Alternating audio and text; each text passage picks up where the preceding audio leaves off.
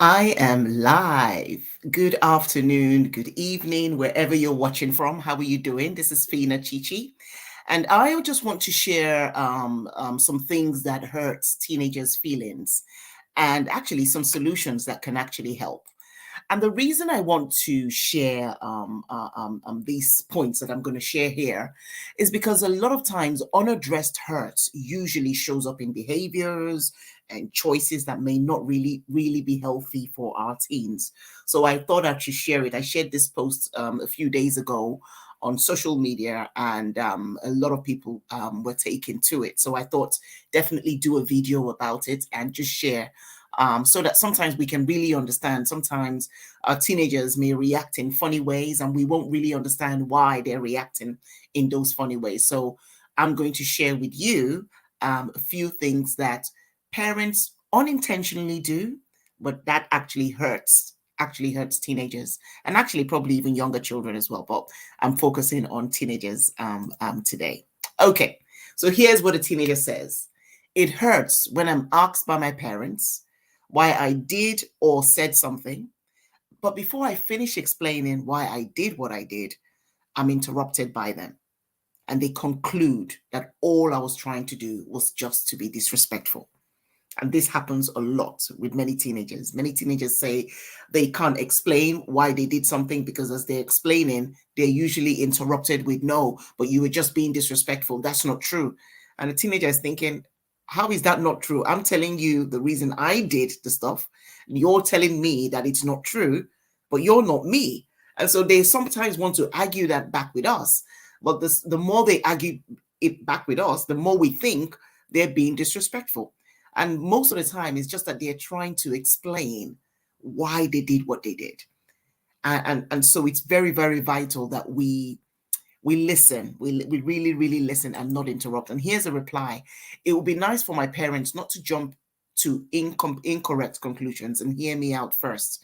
I know that sometimes I may have responded disrespectfully to those false conclusions. I will need to work on that part. So this teenager is saying, yes, sometimes when my parents come and interrupt me, then I do respond quite rudely because I'm thinking, but who are they? I mean, I'm telling you why I did something. You're telling me that what I'm saying is not right. But how do you know that what I'm saying is not right when you're not in my mind? Do you know what I mean?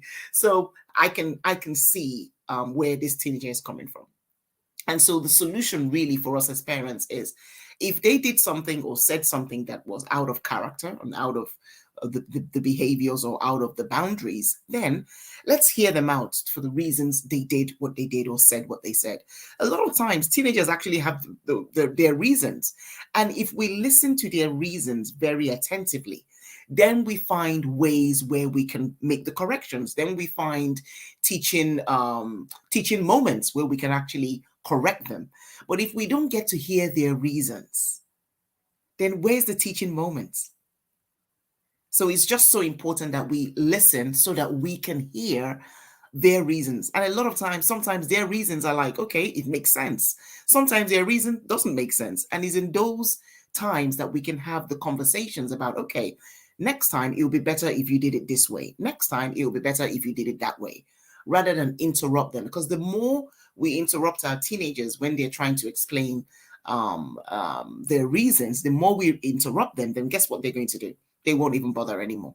So as soon as you ask them something, I don't know, not sure, they won't give you direct answers because they've had experiences, consistent experiences of being interrupted. So that's definitely one of the things that actually hurts teenagers. And this is what we can do to avoid the hurts.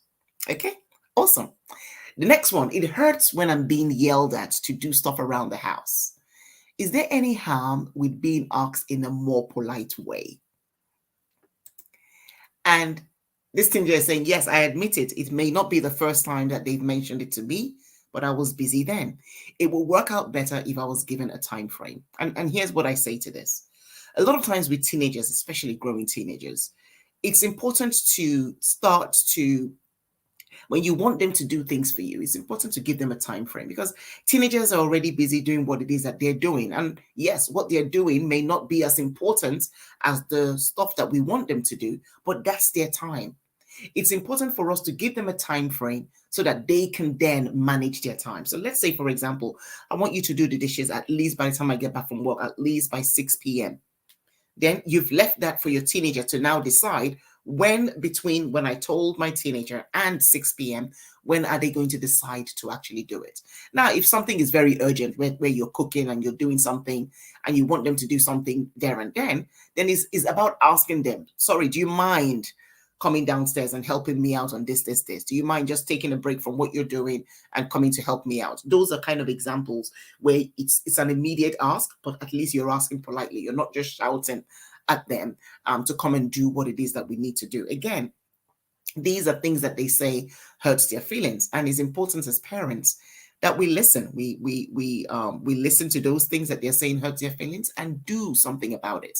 Because as I shared in the previous slide, unaddressed hurts usually show up in behaviors and wrong choices.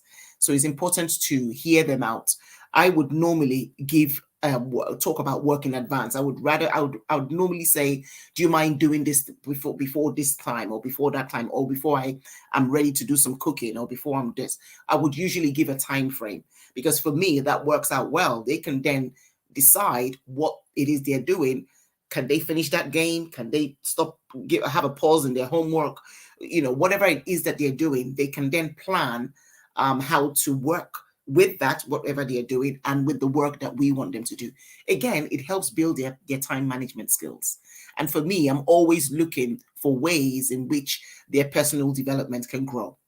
And that's for me. So when I think about chores and things that I want them to do, I'm also thinking about the time management skills that I want them to learn, the problem solving skills that I want them to learn at the same time. It's not just about the domestic work, it's about the skills that they learn with it as well. Okay. All right. Awesome. Awesome. Okay. And then let's go to the next one. Oh, I'm using the wrong slide, the wrong mouse. Okay. So it hurts when I'm being compared to my siblings. And this teenager says, there's no need to compare me to my siblings. Comparing us causes resentment between us, and we are all unique in our ways. And yes, I totally agree with this teenager.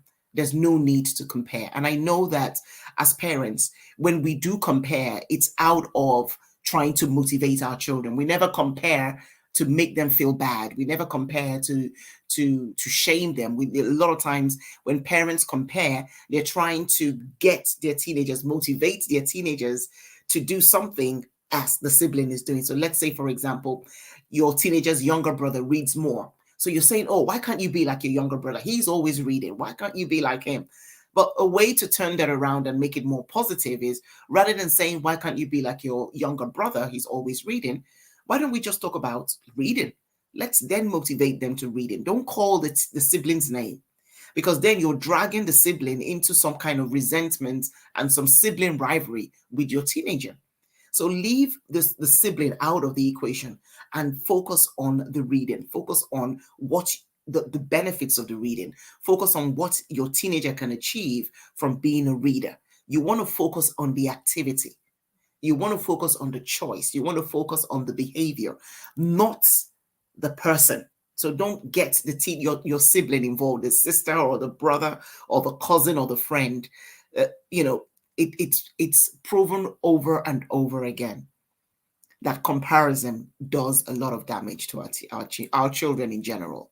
So parents, as we evolve in this parenting journey, let's avoid comparing our children, both children and teenagers.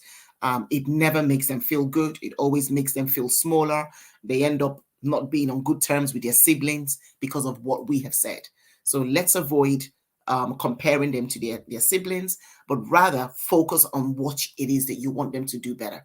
Focus on the books, focus on the tidy up, focus on the being serious more in their studies. Focus on that rather than comparing the siblings with each other, because that reduces as well sibling rivalry. Okay. All right. And this is the last one. It says, it hurts when I'm being dismissed over an issue that is huge to me, but seems like not a big deal to my parents. And yes, this does happen. And she's saying, the teenager is saying here, my issues are big to me for where I am now. Maybe in the future, it will look small in comparison. But here and now, these issues matter to me, and I would love to be heard. And you know what? When you hear a teenager say this, it's important that we grab the opportunity. It's important that we hear them out. You know, yes, we are paying bills. Yes, we're paying the mortgage. Yes, we're paying all the stuff, buying the groceries. There are lots of things that we're paying that seems really big in our eyes. A teenager may be looking for a socks, or a friend disappointed them, you know, things like that, that for us as adults looking at it with our adult eyes, we might think, oh, that's a small issue, that's not even as big as paying a bill. But to your teenager, that's as big as paying a bill in their own mind. So rather than us be dismissive, it's important that we validate their feelings. It's important that we hear them out in the issue that is big for them in the moment. As this teenager said, yes, maybe down the line, years down the line, this issue that I'm talking about now will be no big deal. But for right now, for here and right now, it is a big, big deal. And I think as parents, we need to understand, and we need to what's it called? We need to understand, and we need to be compassionate about it. And let's not dismiss the issue. So that's what I thought I would share with us today.